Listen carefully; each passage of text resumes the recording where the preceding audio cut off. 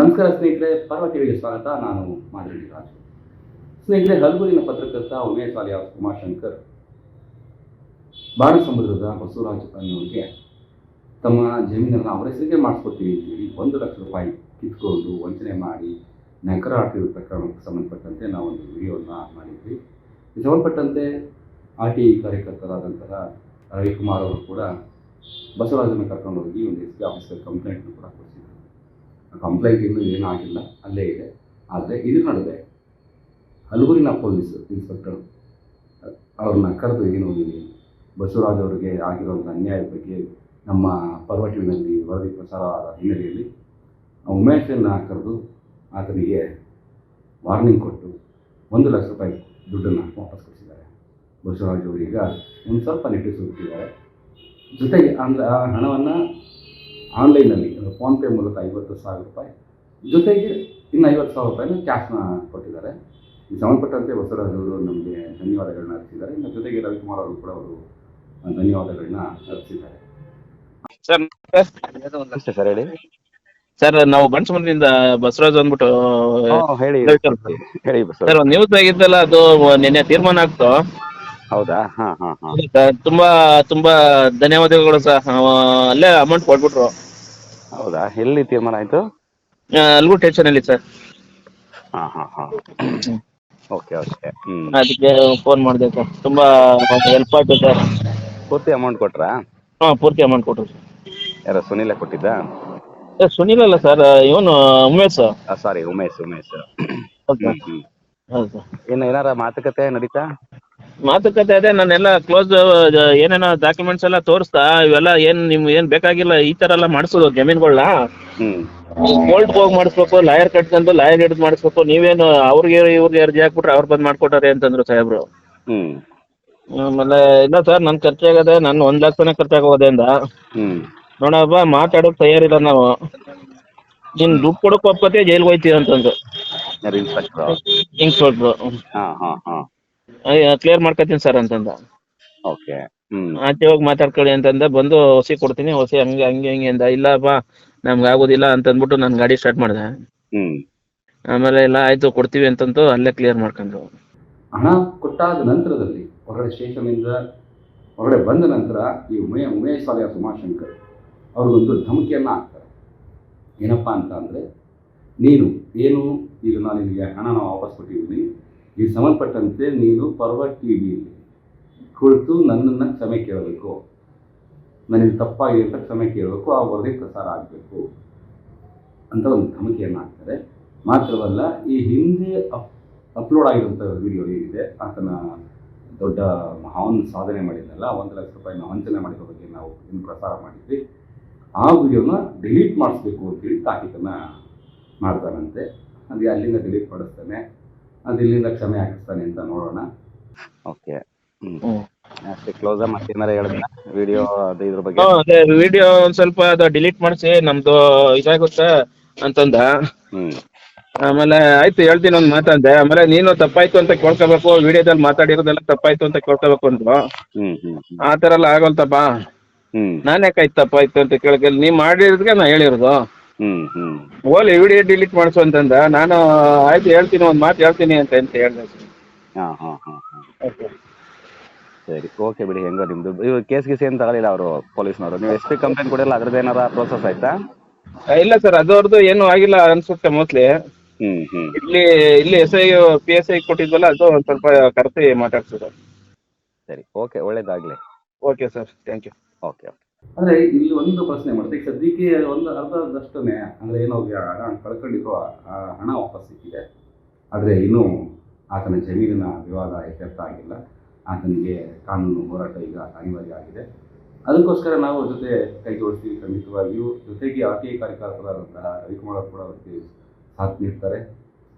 ಅಂದರೆ ಮತ್ತೊಂದು ಬೆಳವಣಿಗೆ ಏನಪ್ಪ ಅಂತಂದರೆ, ಇದರ ನಡುವೆ ಈ ಹಲಗೂರು ಎಕ್ಸ್ಪ್ರೆಸ್ ಬಸ್ ಮಾಲೀಕರು ಏನು ದೂರನ್ನು ಕೊಟ್ಟಿದ್ದರು, ನಮ್ಮ ಕುಟುಂಬಕ್ಕೆ ಸಂಬಂಧಪಟ್ಟಂತೆ ನಮ್ಮ ಜಮೀನನ್ನು ಸಾಗ್ಯ ಸರಗೂರಿನ ತಿಮ್ಮರಾಜು ಅವರ ಪತ್ನಿ ಪವಿತ್ರ ಅವರ ಹೆಸರಿಗೆ ಮಾಡಿಸ್ಕೊಂಡಿರ್ತಕ್ಕಂಥದ್ದು. ಆ ಜಮೀನನ್ನು ಅವರದೇ ಸೋದರ ಸಂಬಂಧಿ ರಿಜ್ವಾನುಲ್ಲಾ ಅನ್ನೋರು ಒಂದು ನಕಲಿ ವಂಶವೃಕ್ಷವನ್ನು ಮಾಡಿಸಿ ವಂಚನೆ ಮಾಡಿರ್ತಕ್ಕಂಥ ಪ್ರಕರಣಕ್ಕೆ ಸಂಬಂಧಪಟ್ಟಂತೆ ಈಗ ನಮ್ಮ ವರದಿ ಆಧಾರದ ಮೇಲೆ ಮಳವಳ್ಳಿ ಪೊಲೀಸ್ ಠಾಣೆಯಲ್ಲಿ FIR ಆಗಿದೆ.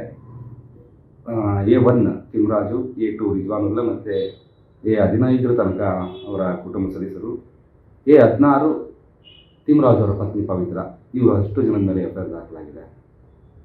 ವಿಶೇಷ ಅಂದರೆ ಇಲ್ಲಿ ವಂಶವೃಕ್ಷನ ನಕಲಿ ಮಾಡಿಸ್ಕೊಂಡವ್ರ ಬಗ್ಗೆ ಮಾತ್ರ ಒಂದು FIRನ ಮಾಡಿದ್ದಾರೆ. ಜೊತೆಗೆ ಅಲ್ಲಿ ಎಷ್ಟೊಂದು ಕುಟುಂಬ ಸದಸ್ಯರಿಗೆ ಬಹುಶಃ ಅದು ಏನಾಗಿದೆ ಅಂತಲೇ ಗೊತ್ತಿಲ್ಲ ಅನಿಸುತ್ತೆ. ರಿಜ್ವಾನುಲ್ಲಾ ಆ್ಯಂಡ್ ಒಂದಿಬ್ಬರು 3 ಜನ ಗೊತ್ತಿರ್ಬೋದು, ಉಳಿದವ್ರಿಗೆ ಮಾಹಿತಿನೇ ಇರಲ್ಲ. ಅವ್ರ ಮೇಲೆಲ್ಲ ಅವರು ಕೂಡ ಅಮಾಯಕರು ಇರ್ತಾರೆ. ಅಂಥವ್ರ ಮೇಲೆಲ್ಲ FIRನ ಮಳವಳ್ಳಿ ಪೊಲೀಸರು ಮಾಡಿದ್ದಾರೆ. ಓಕೆ, ಅಲ್ಲಿ ಯಾರ್ಯಾರು ಎಷ್ಟಿತ್ತು ಫಾರ್ಮೆಟ್ಸ್ ಪ್ರಕಾರ ಅದು ಮಾಡಿದ್ದಾರೆ ಅಂದ್ಕೊಳ್ಳೋಣ. ಆದರೆ ಪ್ರಮುಖವಾಗಿ ಇಲ್ಲಿ ಗಮನಿಸಬೇಕಾದಂಥದ್ದು ಏನಪ್ಪ ಅಂತ ಅಂದರೆ, ಈಗ ನಮಗೆ ಸಿಕ್ಕಂಥ ಮಾಹಿತಿಗಳ ಪ್ರಕಾರ ಏನು ಈ ವರದಿನ ನಾವು ಮಾಡಲಿಕ್ಕೆ ಹೊರಟ ನಂತರ ನಮಗೆ 3 ನಕಲಿ ವಂಶವೃಕ್ಷ ಸೃಷ್ಟಿಯಾಗಿರತಕ್ಕಂಥದ್ದು ಬಂತು. ಒಂದು ರವಿಕುಮಾರ್ ಅವರು ಅವತ್ತು ನಮ್ಮ ಮೊದಲನೇ ವಿಡಿಯೋನಲ್ಲಿ ಅವರು ಪ್ರಸ್ತಾಪ ಮಾಡಿದ್ರು.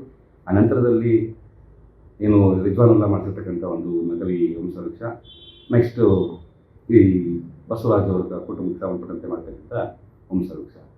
ಇದೇ ರೀತಿ ಅಲ್ಲಿಯ ತಾಲೂಕು ಆಡಳಿತ ಎಷ್ಟು ನಕಲಿ ವಂಶವೃಕ್ಷವನ್ನು ಮಾಡಿದೆ ಅನ್ನುವಂಥದ್ರ ಬಗ್ಗೆ ನಾವು ಸ್ವಲ್ಪ ಗಂಭೀರವಾಗಿ ಯೋಚನೆ ಮಾಡಬೇಕಾಗಿದೆ. ಯಾಕಂದರೆ ಯಾರಿಗೂ ವಸ್ತಿನ ಯಾರಿಗೂ ಖಾತೆ ಮಾಡ್ಕೊಟ್ಬಿಡ್ತಾರೆ, ಆ ಸಂಬಂಧಪಟ್ಟ ವಿಚಾರಣೆ ಗೊತ್ತಿರಲ್ಲ, ಮಾಹಿತಿನೇ ಇರಲ್ಲ ಅಂತ ಅಂದರೆ ಇಲ್ಲಿ ಸರ್ಕಾರಿ ಅಧಿಕಾರಿಗಳ ಪಾತ್ರ ಇಲ್ಲದೆ ಏನೂ ನಡೆಯಲ್ಲ. ಒಂದು ವಂಶವೃಕ್ಷನ ಸಿದ್ಧಪಡಿಸ್ಬೇಕು ಅಂತ ಅಂದರೆ ಅದರದ್ದೇ ಆದ ಒಂದು ನಿಯಮಗಳಿದೆ. VA, RI, ಆ ನಂತರದಲ್ಲಿ ಮೇಲ್ಪಟ್ಟ ಅಧಿಕಾರಿಗಳು ಆ ಲೆವೆಲ್ಗೆ ಹೋಗುತ್ತೆ.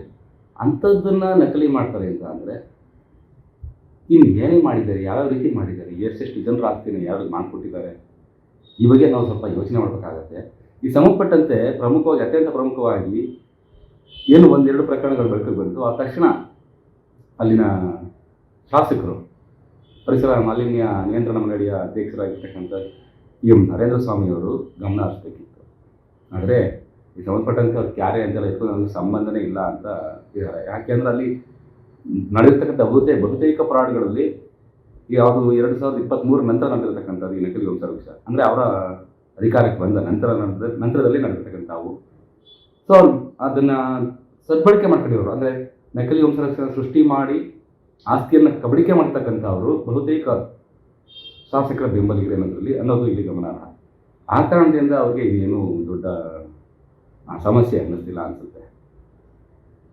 ಮತ್ತು ಇದನ್ನು ಯಾರು ಕೇಳಬೇಕು? ಈ ನಕಲಿ ಕಳ್ಳರ ಕಾಟ, ನಕಲಿ ದಾಖಲೆಗಳನ್ನ ಸೃಷ್ಟಿ ಮಾಡ್ತಕ್ಕಂಥದ್ದು, ಯಾವುದೋ ಜೀವನ ಮತ್ತಾರಿಗೂ ಖಾತೆ ಮಾಡಿಕೊಡ್ತಕ್ಕಂಥದ್ದು, ಇದ್ರ ಬಗ್ಗೆ ಗಮನ ಹರಿಸ್ಬೇಕಾದ್ರೆ ಯಾರು? ಜಿಲ್ಲಾಡಳಿತ, ಜಿಲ್ಲಾಧಿಕಾರಿ ಡಾಕ್ಟರ್ ಕುಮಾರ್ ಅವರು ಯಾಕೆ ಈ ಬಗ್ಗೆ ಮೌನವಾಗಿದ್ದಾರೆ? ಅವ್ರು ದೂರ ಬಂದಿಲ್ವಾ? ಇದ್ರ ಬಗ್ಗೆ ಮಾಹಿತಿನೇ ಸಿಗ್ತಿಲ್ವಾ? ಅಥವಾ ಅವ್ರಿಗೇನಾದ್ರು ಒತ್ತಡ ಇದೆಯಾ ಈ ಸಂಬಂಧಪಟ್ಟಂತೆ ಇವು ಮಾತಾಡಬೇಡಿ ಅಂತೇಳಿ? ಯಾವ ಉದ್ದೇಶದಿಂದ DC ಸುಮ್ಮನಿದ್ದಾರೆ? ಯಾರ್ದೋ ಜಮೀನು ಯಾರಿಗೋ ಮಾಡಿಕೊಟ್ರೆ ಆರಾಮಾಗಿರಲಿ ಅಂತೇಳಿ ಸುಮ್ಮನೆ ಇಟ್ಬಿಡೋದ? ಮತ್ತು ಬಡವ್ರು ಎಲ್ಲಿಗೆ ಹೋಗ್ಬೇಕು? ಯಾರದಕ್ಕೆ ಹೋಗ್ಬೇಕು ನ್ಯಾಯಕ್ಕೆ? ಇದ್ರ ಬಗ್ಗೆ ದಯವಿಟ್ಟು ಉತ್ತರ ಕೊಡಬೇಕಾಗತ್ತೆ. DC ಅವರಾಗಲಿ, MLA ಅವರಾಗಲಿ, ಜಿಲ್ಲಾ ಉಸ್ತುವಾರಿ ಸಚಿವರಾಗಲಿ. ಯಾರ್ದು ಜಮೀನು ಯಾರೋ ಕಿತ್ಕೊಂಡು ತಿಂತಾ ಇದ್ದಾರೆ ಅಂತ ಅಂದರೆ, ಇದು ಸಂಬಂಧಪಟ್ಟಂತೆ ದೂರು ಕೊಟ್ಟರು ಕ್ಯಾರೆಯಿಂದ ಇದ್ದಾರೆ ಅಂತ ಅಂದರೆ ಜಿಲ್ಲಾಡಳಿತ, ತಾಲೂಕು ಆಡಳಿತ, AC, ಏನು ಅರ್ಥ ಏನು ಅಂತಲೇ ಒಂದು ಅರ್ಥ ಆಗ್ತಿಲ್ಲಪ್ಪ. ಮತ್ತು ವಿಪಕ್ಷದವರು, ಅಲ್ಲಿ ಮಾಜಿ ಶಾಸಕರಾದಂಥ ಅನ್ನದಾನಿಯವರು, ಈ ಸಂಬಂಧಪಟ್ಟಂತೆ ಅವರು ಕೂಡ ಪ್ರಶ್ನೆ ಮಾಡಬೇಕಾಗತ್ತೆ, ಮಾಡಲೇಬೇಕು. ಯಾಕೆಂದರೆ ಅವ್ರಿಗೂ ಕೂಡ ಜನಗಳು ಸಾಕಷ್ಟು ಮತಗಳನ್ನು ಕೊಟ್ಟಿದ್ದಾರೆ. ಈಗ ವಂಚನೆಗೆ ಒಳಗಾಗ್ತಿರೋರು ಏನು JDS ಪಕ್ಷದ ಕಾರ್ಯಕರ್ತರು ಅನ್ನೋದರಲ್ಲಿ ಒಂದು ಗಮನಿಸಬೇಕಾದಂಥ ಅಂಶ. ಸೊ ಜೊತೆಗೆ ಈ ಸಂಬಂಧಪಟ್ಟಂತೆ ಅತ್ಯಂತ ಪ್ರಮುಖವಾಗಿ ಕೇಂದ್ರ ಸಚಿವರಾದಂತಹ H.D. ಕುಮಾರಸ್ವಾಮಿ ಅವರು ಕೂಡ ಮಾತನಾಡಲೇಬೇಕು. ಅಮಾಯಕ ಜನಗಳನ್ನ ಎದುರಿಸಿ ಅಥವಾ ಅವ್ರಿಗೆ ಗೊತ್ತೇ ಆಗದಂತೆ ಅವರ ಆಸ್ತಿಗಳನ್ನ ಕಿತ್ಕೊಳ್ಳೋವಂಥದ್ದು ದೊಡ್ಡ ದ್ರೋಹ. ಸಂಬಂಧಪಟ್ಟಂತೆ ದಯವಿಟ್ಟು ಜಿಲ್ಲಾಡಳಿತ ಗಮನ ಹರಿಸಬೇಕು, ಇಲ್ಲ ಉಸ್ತುವಾರಿ ಸಚಿವರು ಗಮನ ಹರಿಸಬೇಕು, ಕೇಂದ್ರದ ಸಚಿವರು, ಮಂಡ್ಯ ಜಿಲ್ಲೆಯ ಸಂಸದರಾದಂಥ H.D. ಕುಮಾರಸ್ವಾಮಿ ಅವರು ಗಮನ ಹರಿಸಿ ಆ ನೊಂದಂಥ ಜನರು ಏನು ಆಸ್ತಿ ಕಳ್ಕೊಂಡಿದ್ದಾರೆ ಅವ್ರಿಗೆ ನ್ಯಾಯ ಕೊಡಿಸುವಂಥ ಪ್ರಾಮಾಣಿಕ ಪ್ರಯತ್ನನ ಮಾಡಬೇಕು. ಇಲ್ಲಾಂದರೆ ಜನ ಮುಂದಿನ ದಿನಗಳಲ್ಲಿ ಸರಿಯಾದ ಪಾಠನ ಎಲ್ಲರೂ ಕಲಿಸ್ತಾರೆ. ಎರಡು ಮಾತಿಲ್ಲ. ಜೊತೆಗೆ ಅವರ ಕಣ್ಣೀರು ಈ ಜಿಲ್ಲಾಡಳಿತಕ್ಕೆ, ತಾಲೂಕು ಆಡಳಿತಕ್ಕೆ ತಟ್ಟದೇ ಇರಲ್ಲ. ಆ ಶಾಪಕ್ಕೆ ಒಳಗಾಗದೆ ಇರಬೇಕು.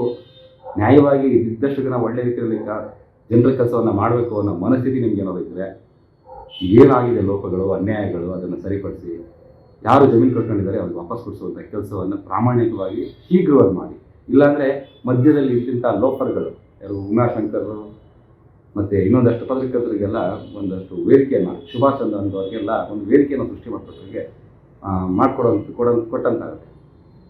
ಈ ಉಮಾಶಂಕರ್, ಸುಭಾಷ್ ಇಂಥವ್ರಿಗೆ ಒಂದು ವೇದಿಕೆಯನ್ನು ಸೃಷ್ಟಿ ಮಾಡಿಕೊಟ್ಟಂತಾಗುತ್ತೆ. ಅಂದರೆ ಮಧ್ಯದಲ್ಲಿ ದಲ್ಲಾಳಿಗಳು ಇರ್ತಾರೆ, ನಾನಿನ್ನು ನ್ಯಾಯ ಕೊಡ್ತೀನಿ, ನಾನಿನ್ನು ಸರಿ ಮಾಡಿಸ್ಕೊಡ್ತೀನಿ ಅಂತೇಳಿ ಅವರೊಂದಷ್ಟು ಕಿತ್ಕೊಂಡು ತಿಂತಾರೆ. ಇಂಥ ಒಂದು ದುರಂತಕ್ಕೆ, ದುಷ್ಕೃತ್ಯಕ್ಕೆ ಹಾದಿ ಮಾಡ್ಕೊಳ್ಬೇಡಿ ಅಂತೇಳಿ ಮನವಿ ಮಾಡ್ತೀನಿ. ನಮಸ್ಕಾರ.